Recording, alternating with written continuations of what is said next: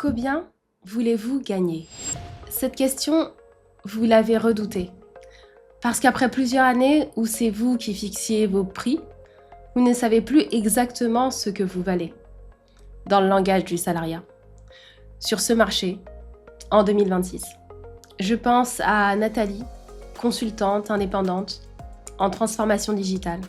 5 ans de freelancing, facturation à 600 € par jour, des clients grands comptes, à un vrai niveau senior. Quand elle a postulé à un poste de directrice de projet et que les recruteurs lui ont posé la question, elle m'a dit « Je n'avais aucune idée de ce que je pouvais demander. Mon raisonnement TJM ne marchait pas. Je ne savais plus comment me situer. Alors j'ai dit un chiffre qui me semblait raisonnable, à peu près 58 000 €. Le poste était budgété à 75 000 €. 17 000 € laissés sur la table, en une seule phrase, avant même que le recruteur ait eu le temps de négocier. Je m'appelle Jennifer Alidor, je suis diplômée de l'ESSEC, j'ai évolué dans des environnements exigeants. Ça fait plus de 10 ans que je travaille pour et avec des femmes cadres. J'ai été formée à l'intelligence artificielle dans une école d'ingénieurs et j'ai fondé Clever pour accompagner le repositionnement stratégique des femmes à l'ère de l'IA. Et si je vous parle de salaire aujourd'hui, ce n'est pas pour vous dire de demander plus, c'est parce que Nathalie ne savait pas par manque de confiance, mais par manque d'information, par manque de méthode. Et ça, l'intelligence artificielle peut le résoudre en 20 minutes, avant l'entretien. Ce ne sont pas des défauts, ce sont des mécanismes. Il n'y a pas de jugement, c'est juste une manière de procéder. Ce sont des pièges à éviter. Et aujourd'hui, on va voir ensemble que ce qui arrive à Nathalie, ce n'est pas la confiance qui lui a fait défaut. C'est un profil qui est insuffisant, qui a eu du mal à se positionner et à déclencher les bons réflexes. Presque systématiquement, une ex-entrepreneuse qui revient négocier sur le marché du salariat va prendre comme élément de comparaison son ancien salaire. Après une période difficile de fermeture ou de transition longue, ou qui a duré plus longtemps que prévu, on est déjà soulagé d'être appelé. Et ce soulagement, il est légitime, mais il est aussi très dangereux. Parce qu'il se transforme en une pensée. Je devrais déjà être contente qu'il s'intéresse à moi. Et cette pensée, elle produit une acceptation trop rapide d'une offre insuffisante, avant même d'avoir essayé de négocier. Nathalie facturait 600 € par jour. Elle a essayé de calculer avec son TJM, 600 € fois 200 jours, ça fait 120 000 € de chiffre d'affaires, donc en salarié, ça doit être autour de « Ah non, ça ne marche pas exactement comme ça ». Le raisonnement TJM vers le salaire est faux. Il ne tient pas compte des charges, forcément, des périodes sans mission, des avantages salariés, de la mutuelle, des congés ou de la retraite. Mais l'ancrage reste. Et quand on ne sait pas ou qu'on ne sait plus, on se dit « je demande moins » dans le doute pour ne pas paraître gourmande. Et ce piège provient de l'ignorance du marché actuel. Après plusieurs années hors du salariat, on ne sait plus ce que valent les postes, ou on le sait moins. 62 000 € pour un poste de directrice marketing, est-ce une fourchette basse, fourchette haute? Pour une ETI en région parisienne? Pour un grand groupe? À Toulouse? On ne sait plus vraiment. Alors on donne un chiffre. Et un chiffre qui nous semble raisonnable. Un chiffre qui ne choquera pas, surtout. Un chiffre qui ne correspond pas à ce qu'on vaut.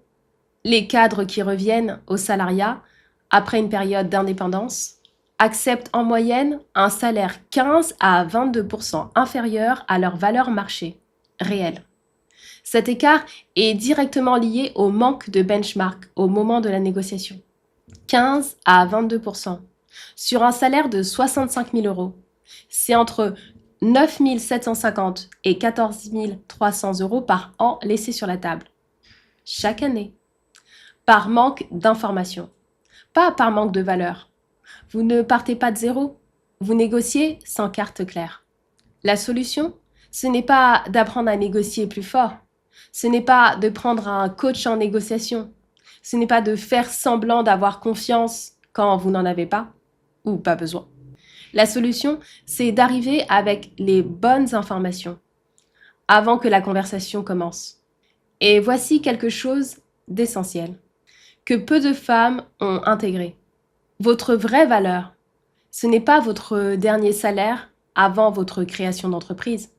Ce n'est pas votre TJM converti approximativement.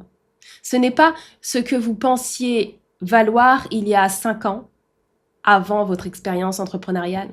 Votre vraie valeur, c'est ce que vous apportez aujourd'hui, avec une expérience de direction que 90% des candidats au même poste n'ont pas. Et cette valeur, l'intelligence artificielle peut vous aider à la calculer en 3 étapes, avant chaque négociation. Étape numéro 1, benchmarker, comparer le marché avant l'entretien, pas après avec le recruteur. Non, pas après que le recruteur ait annoncé un chiffre, mais avant, pour arriver avec une fourchette fondée, pas une impression. Perplexity vous donne les fourchettes de marché en temps réel. Claude les contextualise à votre secteur, à votre région et à votre seniorité. En 10 minutes, avant de pousser la porte de l'entretien, vous êtes déjà outillé. Étape numéro 2, construire votre fourchette en partant du haut, pas du milieu, pas de votre ancienne référence, mais du haut. Parce que la fourchette haute correspond à votre expérience de direction, à votre capacité à prendre des décisions sous la pression, à votre polyvalence acquise sur le terrain, à ce que l'entreprise n'aura pas à former chez vous. La négociation ira vers le bas. Partez du haut pour finir au milieu. Ce qui est votre vraie cible. Étape numéro 3, justifiez chaque euro avec vos réalisations. Ne demandez pas. Argumentez. Je vise 72 000 euros parce que j'ai délivré ce type de résultat dans ce type de contexte avec ce niveau de responsabilité. C'est exactement ce que ce poste demande. C'est une proposition de valeur et c'est très différent. La différence entre les deux, ce n'est pas le chiffre, c'est le fait que le second donne au recruteur des mots pour vous vendre en interne. Je vais vous livrer 3 prompts. Pour le prompt 1, Perplexity va vous aider à simuler. Filmer en live si possible. C'est le moment qui va être le plus tangible de la masterclass. Alors, la veille de chaque entretien, en 20 minutes, posez-vous. Utilisez Perplexity d'abord, puis Claude pour contextualiser. L'objectif, connaître votre fourchette réelle avant que le recruteur parle. Vous pouvez faire un benchmark de Perplexity très rapidement. Quel est le salaire médian ou la fourchette basse et la fourchette haute pour un poste de titre exact avec X années d'expérience dans secteur ou la ville en France en 2026. Distingue selon la taille d'entreprise, PME, ETI, grand groupe. Source récente uniquement. Puis, transmettez le résultat à Claude. Voici la fourchette marché pour mon poste cible. Résultat, Perplexity, je suis ex-entrepreneuse avec X années d'expérience. En tel secteur, voici mes réalisations clés, listez 3 à 5 résultats concrets, chiffrés. Sur quelle fourchette devrais-je me positionner compte tenu de mon profil? Justifie chaque niveau. Dis-moi précisément ce qui me permet de prétendre à la fourchette haute. Ce que ça produit?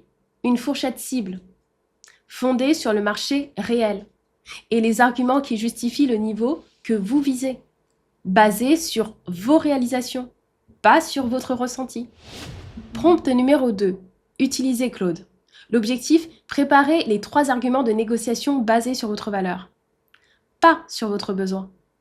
Je dois négocier un salaire pour un poste de titre. L'entreprise m'a proposé montant proposé ou fourchette annoncée. Ma cible est, voici votre fourchette, voici mon expérience entrepreneuriale en 3 lignes. Faire un résumé précis. Prépare-moi 3 arguments de négociation basés uniquement sur ce que j'apporte, pas sur ce dont j'ai besoin financièrement. Pour chaque argument, la formulation exacte, le moment dans la conversation où le placer et la réponse ou la contre-objection, la plus probable du recruteur. Ce que ça produit? 3 arguments prêts avec le timing exact dans la conversation. Et la contre-attaque préparée. Pour que vous ne soyez pas prise de court. Prompt numéro 3. Utilisez Claude. L'objectif, simuler la négociation avec un DRH difficile. Jusqu'à ce que vous n'hésitez plus. Jouez le rôle d'un DRH qui n'annonce une offre d'un montant inférieur à ma cible. Et je vais négocier, sois réaliste, ni trop facile, ni caricatural. Après chaque échange, dis-moi ce qui a fonctionné dans ma réponse, ce qui a fragilisé ma position et le montant maximum que tu aurais accepté comme DRH dans cette situation. On recommence autant de fois que je le demande jusqu'à ce que la négociation soit fluide. Ce que ça produit, un terrain d'entraînement où l'échec ne coûte rien, où vous apprenez ce qui fonctionne et ce qui fragilise, avant la vraie conversation. Et ça fait toute la différence. La règle de ces 3 prompts: ne partez jamais de votre dernier salaire, ne partez pas de votre TJM converti, ne partez pas de ce que vous pensez qu'ils peuvent payer.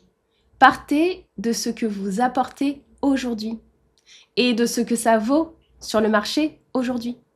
La pire chose qui puisse vous arriver dans une négociation, ce n'est pas de demander trop. Les recruteurs s'attendent à négocier. Ils ont prévu une marge. Ils respectent les candidates qui savent ce qu'elles valent. La pire chose, c'est de ne jamais savoir ce que vous avez laissé sur la table. Nathalie a accepté 58 000 €. Le poste était budgété à 75 000 €. Elle ne l'a su que 6 mois plus tard, quand une collègue lui a dit son salaire. Si vous vous reconnaissez dans le cas de Nathalie, cette consultante brillante qui ne savait pas comment se situer et qui a dit un chiffre raisonnable pour ne pas effrayer, voici ce que je vous propose. Commencez par ce diagnostic. Vous trouverez un lien juste en bas de la vidéo pour calculer votre vraie fourchette salariale, construire vos arguments de négociation et arriver au prochain entretien avec un chiffre fondé, pas un sentiment, pas une perspective. Parce que votre expérience entrepreneuriale vous donne accès à la fourchette haute si vous savez comment l'argumenter. Et vous allez apprendre aujourd'hui. Vous êtes une leader, alors bienvenue chez Clever.